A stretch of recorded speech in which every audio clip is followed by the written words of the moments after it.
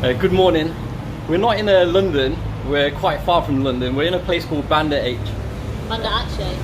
We're in a place called Banda Aceh in northern part of Sumatra. We came here a few weeks ago, but we didn't really do much. We saved it for our last week in Sumatra. Today we're actually staying in a place called Red Doors. There's quite a few red doors in Banda Aceh, but we'll put the link in the description below. And it's about £7 a night. It's got partially working hot water. It works for like 2 minutes and then stops. The rooms are really clean. They do room service. You get free water, unlimited free water, which is good, isn't it? Yeah, free that saves a lot of toothbrush. money. You don't get any bugs, there's no ants. I think we found that in the more expensive places that you get bugs, you don't clean your room very often, you don't get fresh towels, but here you get everything, so... Yeah, but the Red Doors is actually situated in a perfect spot in Banda Aceh with all the tourist destinations like the Grand Mosque, the Tsunami Museum and the Tsunami Shipwreck. They're all pretty much about 15-minute walk away. So today our first stop is the Grand Mosque, and then we're off to the Tsunami Museum, and then we're off to the shipwreck. In 2004 there was an Indian Ocean earthquake and also a tsunami which affected 14 countries and took about 280,000 lives. Banda Aceh reported the largest number of victims. So we're off to that museum today just to take a look at what happened. They've got some artifacts there from the tsunami. The earthquake that was recorded was a magnitude of 9.1 on the Richter scale, and the tsunami that occurred was about 30 meters high, and it wiped out pretty much the northern part of Banda Aceh.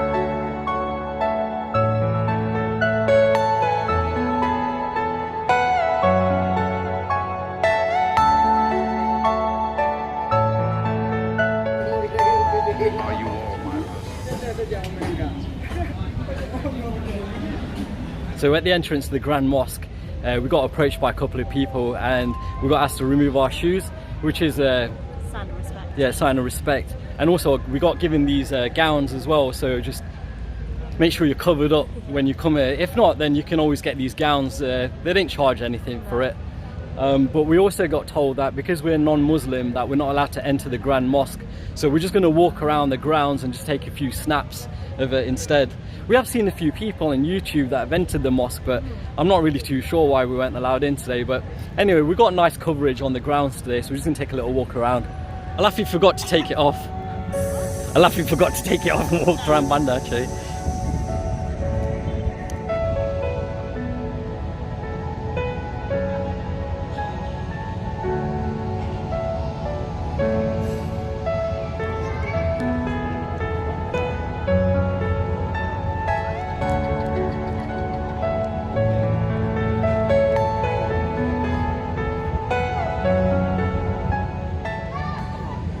We had a bit of a crazy morning this morning.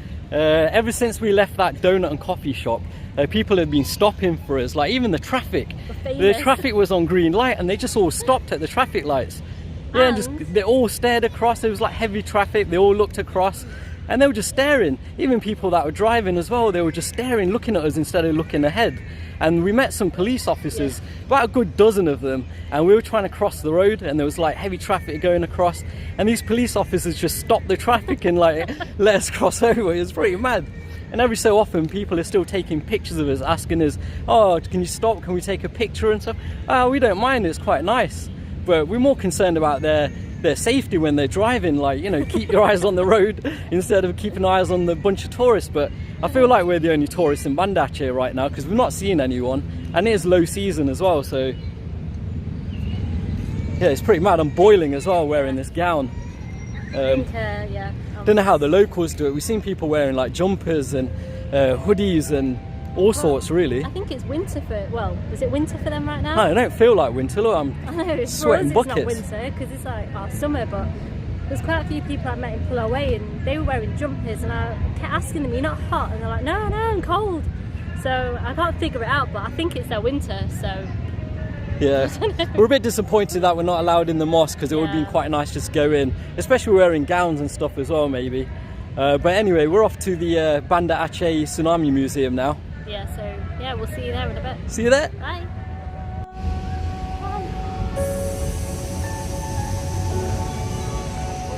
Where are you going? That fan ain't gonna do nothing. One little fan, look, he's gonna stop when you get there.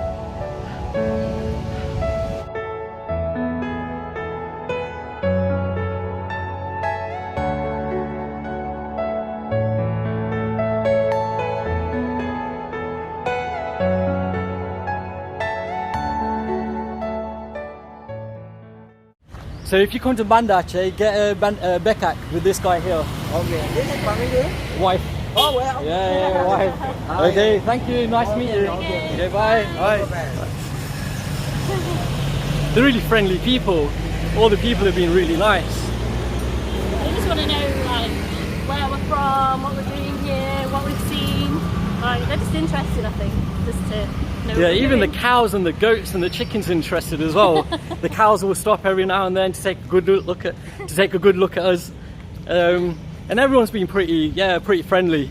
We can stop and ask them for directions, even though their English is limited. They'll still go out their way to help us. And they're not too pressurizing either. Even like the taxi people, some places like Thailand, they're just constantly beeping the horn, shouting tuk-tuk, tuk-tuk, tuk-tuk. We've not heard one person shout bekak, bekak, bekak. If you want it, then you've got the option to take it. But if you don't, then just carry on walking, and they're perfectly fine. They'll just be like, "Oh, okay, then enjoy your day," etc.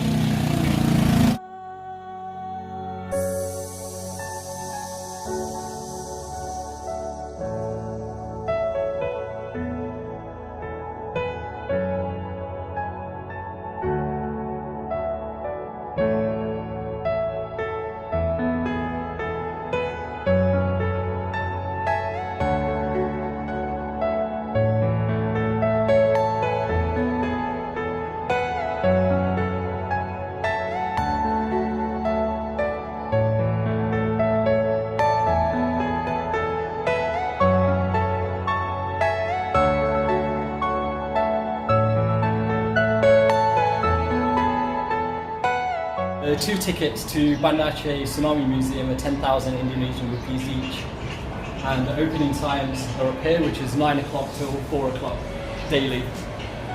Friday they're obviously open from 12 o'clock till 2 o'clock because of the local prayers at the mosque.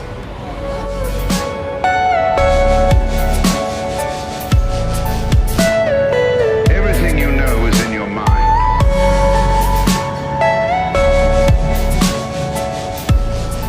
These are the remains that are left from the helicopter crash. Even standing here looking at the helicopter, we can still feel the effect from the tsunami. It feels like we're actually there and it happened yesterday. Just puts it into perspective, doesn't it? Yeah. You always read about the tsunami on the news and read it in the papers, but when you're actually standing here looking at some artifacts from the tsunami, it has an impact on you more than reading it on the news and in the newspaper. Yeah, definitely. So we're just going to enter the museum now and just take a look around and just show you guys what's in the museum.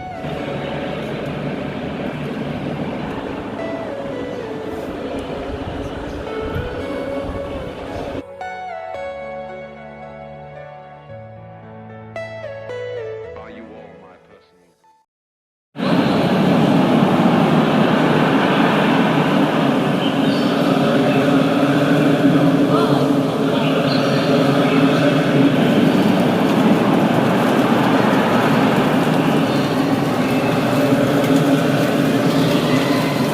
Back there in that tunnel we just walked through with sounds from the tsunami. It was quite emotional really walking through, and you've got like rain droplets coming down. Basically they're just showing the sounds that happened on the day of the tsunami.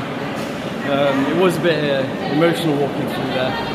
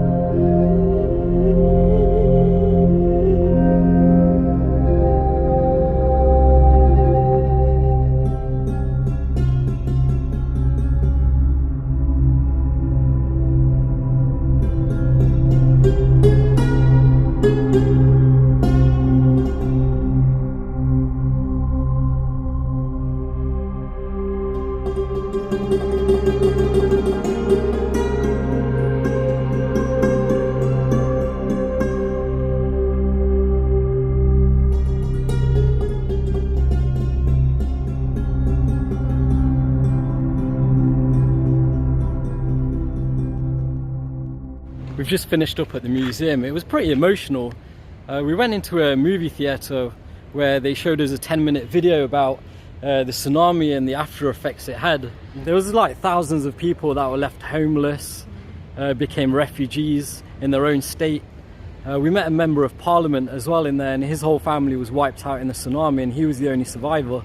It was heart touching, really, to see that it had such a big effect. But the reason why they've built this tsunami museum, it's not for profit purposes, but just to show that the country as a whole and the region as a whole came together in a strong force to rebuild it. 15 years on, they've done pretty well. Now, in the video clip before where we went to the mosque looks all clean and stuff now, but in the video that we just seen, we seen the water that came from the tsunami several kilometers, and it just wipes out everything. The mosque was still standing with people at the top just watching cars float by and dead bodies. But the a bit surreal, isn't it? Just to know that where you've been standing, that's where people died or people were trying to survive.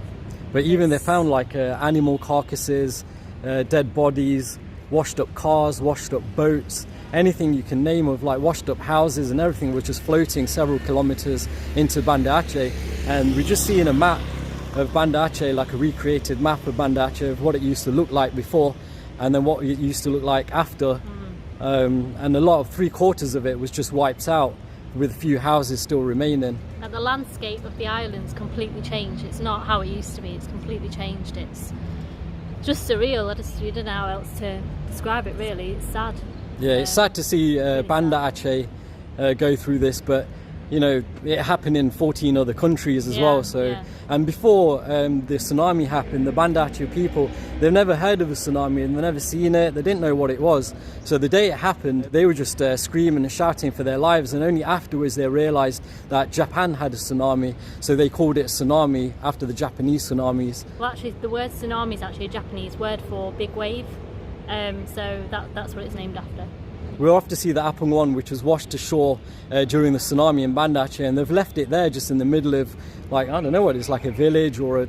No, I think it's just in the middle of the city, just where it's been washed up on shore. So we're off. Left it there, So we're off there now. Yep.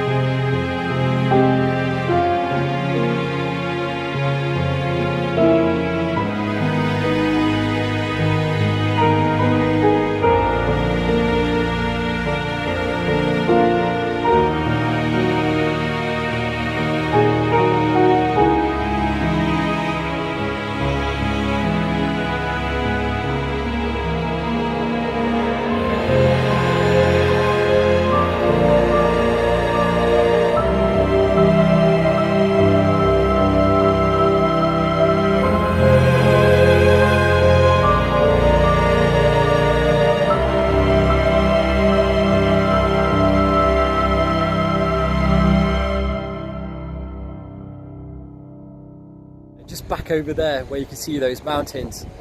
Just before that is the ocean, and this is where the ship came from, just came cruising straight down over the houses, the trees, the villages, just knocked down everything, and now it's just stationed here in the village.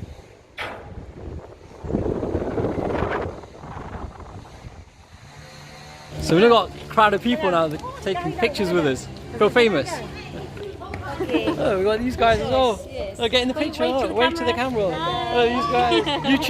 YouTube. Hi. Yeah, so we're about to leave. We're about to leave the Apung 1 ship, and the most amazing thing happened. We were just taking selfies in front of the ship, and a bunch of locals just came up to us, like kids, the adults, their parents, and grandparents, and they all wanted like pictures with us. So, where's she gone? I'm here. It's okay. Yeah, you want one more? Okay.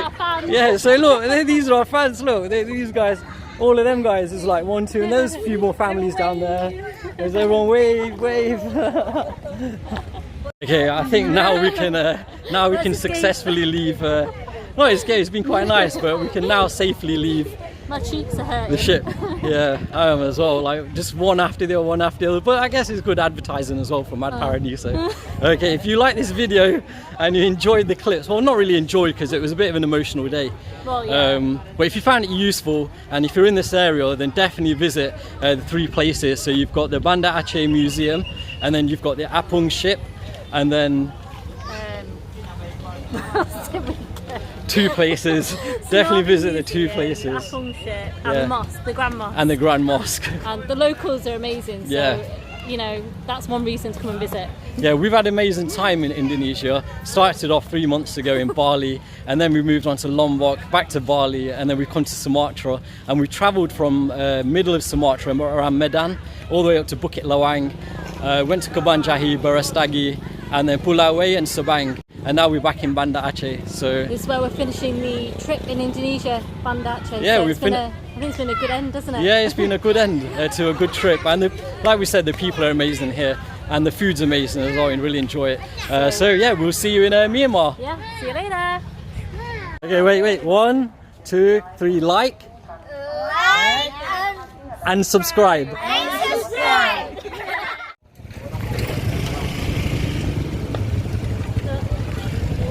England.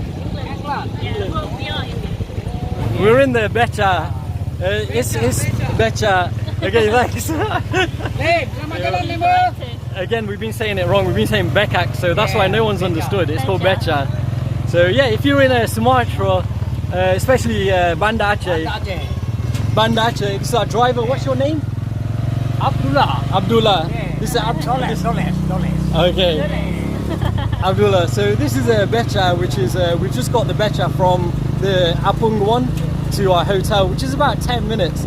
And they were saying 30,000, but like we got them down to 20,000. Well, they did say 20 at first. Yeah, it's about the same as the Grab really, but we just thought it's our last couple of days here. We might as well experience the becha. That actually means becha, sit down in our language, in Hindi. So that's becha. It's the same thing. Becha. Becha. Sounds similar. It's actually better than the Gojek. Yeah, it's the free air conditioning.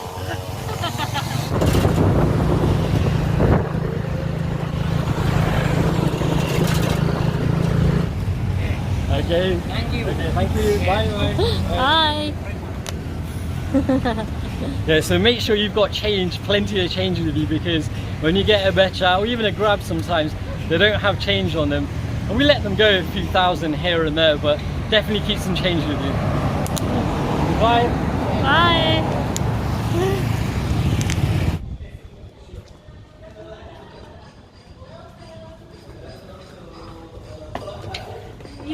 Hello, welcome to Indonesia, Banda Aceh. I am from Bandung, the Java. Stay in Redos, Panglima Valley, Sampai. People come on.